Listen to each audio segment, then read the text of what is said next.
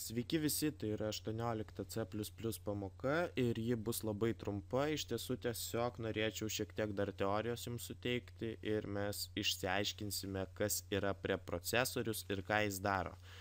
Tai iš tiesų preprocesorius tokio žodžio nėra lietuvių kalboje ir žodį iš anglų kalbos žodį preprocesor galime versti kaip pirminio apdorojimo procesorius.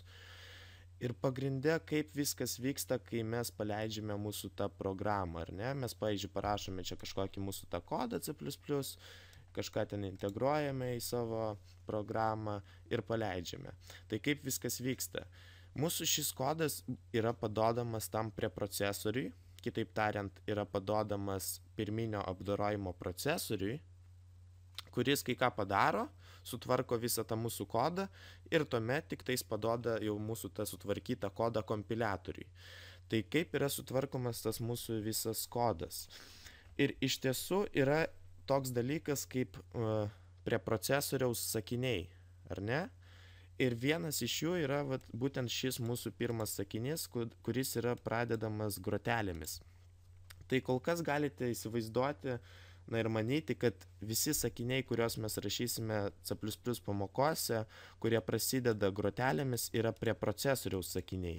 Kitaip tariant, ir tai iš tiesų bus tiesa, kad būtent šie sakiniai, kurie prasideda grotelėmis, nėra C++ sakiniai. Pavyzdžiui, using namespace std tai yra C++ kodas, C++ sintaksė, C++, sakykime, sakinys. Ir jis yra pabaigiamas, kaip matote, kabliataškiu. O čia mums kabliataškio dėti nereikia, nes preprocesoriaus, sakykime, sintaksė to nereikalauja. Preprocesoriaus sakiniai yra tokio tipo. Ir ką tas preprocesorius realiai padarys su mūsų kodu, kai jį gaus. Tai jis, sakykime, pamatys visus tokius sakinius, kaip mes, pavyzdžiui, dar buvome integravę string failą, ar ne. Jis paims visus tokius sakinius, kuriuos atpažins, kurie yra iš tiesų preprocesoriaus sakiniai, tai yra include, ir daugiau jų išmoksime ateities pamokose. Kol kas žinome tik vieną sakinį, tai yra include, kuris realiai integruoja kažkokį failą. Tai iš tiesų viskas yra labai paprasta. Jis pamato tos visus savo sakinius, kuriuos atpažįsta, kurie pradedami, sakykime, grotelėmis, ir jis juos sutvarko į vientisą kodą. Tai tam, kad mums būtų paprasčiau, mes naudojame preprocesoriaus sakinius tam, kad integruoti visus tuos failus, ar ne? Bet įsivaizduokite, kas būtų, jei nebūtų šių preprocesoriaus sakinių, mes tuomet turėtume, sakykime, tų failų turinį arba tiesiog nusikopijuoti iš būtent to failo ir įterpti šioje vietoje, kur mes jį integruojame, arba apsirašyti visą tą kodą patys būtent šioje programoje, šiame faile. Ir tam, kad to daryti nereikėtų, mes galime pasinaudoti preprocesoriaus galimybėmis, sakykime, ir integruoti failo turinį. Tai tam, kad viskas būtų aiškiau, galbūt įsivaizduokite taip, kad yra failas iostream, kurį mes integruojame, ir realiai tai yra C++ failas su C++ kodu kažkokiu. Tai įsivaizduokite, kad tame iostream faile yra būtent štai toks kodas, kurį dabar pažymėjau.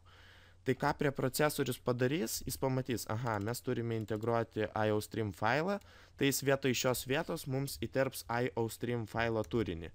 Ir įsivaizduokite, kad tai yra iostream failo turinys. Iš tiesų jis yra netoks, jo yra žymiai daugiau ir ten šiek tiek sudėtingiau viskas, bet jeigu tai būtų iostream failo turinys, preprocesorius maždaug tai ir padarytų. Vietoj to savo sakinio įterptų būtent tą dalyką, kurio mes prašome pas preprocesorių. Nes mes prašome, kad jis integruotų, su include mes prašome, kad jis integruotų kažkokį ten failą. Buvo iostream, tai tas preprocesorius paima ir integruoja mūsų tą failą. O kitaip tariant, neintegruoja, o paima to failo turinį ir įterpia toje vietoje, kur mes prašome to failo. Tas pats ir su string. Jis paims string, įsivaizduokite, kad štai ši eilutė yra string failo turinys. Iš tiesų tai netiesa, bet įsivaizduokite. Ir preprocesorius vėlgi prieis prie šios eilutės, prie antro sakinio, kurį atpažins visame kode. Ir mes norime integruoti string failą. Tai jis paims ir pakeis šią eilutę į string failo turinį.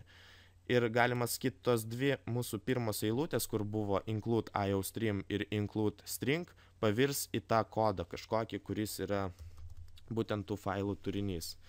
Tai viskas, ką padaro prie procesorius, jis vykdo savo kažkokias atitinkamas komandas, kurios dažniausiai, pavyzdžiui, integruoja kažkokį failą ar dar kažką ten nustato ir taip toliau. Na, ateityje mes dar apie tai daug kalbėsime ir išmoksime daugiau prie procesoriaus direktyvų, arba kitaip tariant, prie procesoriaus sakinių arba prie procesoriaus komandų, ar ne?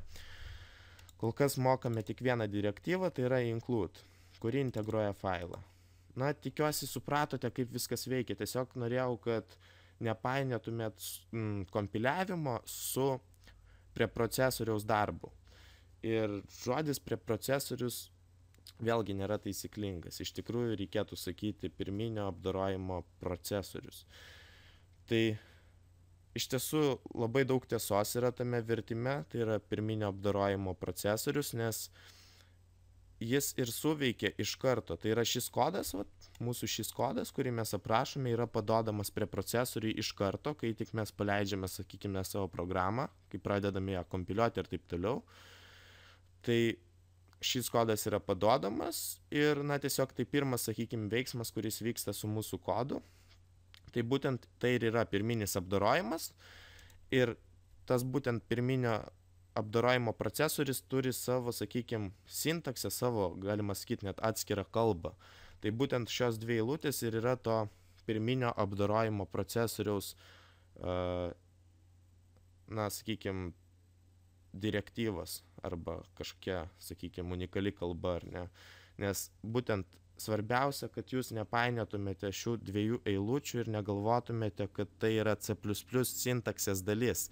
Tai nėra C++ kalbos dalis, tai yra būtent C, na, tas preprocesorius vadinasi C preprocesor. Tai būtent šios dvi eilutės ir yra būtent to C preprocesoriaus dalis. Tai nėra C++ sakiniai, tai yra preprocesoriaus sakiniai.